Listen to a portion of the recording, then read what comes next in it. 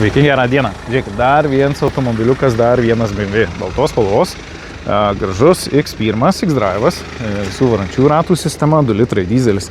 Varikliukas, automobilis grįžęs iš Vokietijos, kėbulas idealus, jokių pabraižymų, ne viena detalė nedažyta.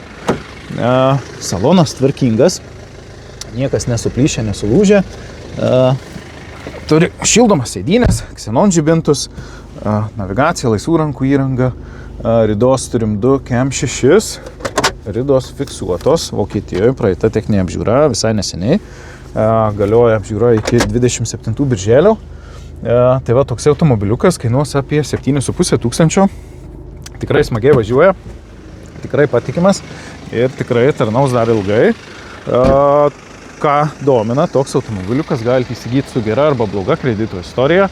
Jeigu norite išsimokėtinai vartojimo paskola arba išperkamoji nuoma, kas turit savo lėšų, gali drąsiai įsigyti, rodom visą sumą, atsiskaitot pavedimu, be jokių apgaulių ir taip toliau. Tai va, ką domina toks X1, drąsiai rašykit, klauskit, padėsim įsigyti.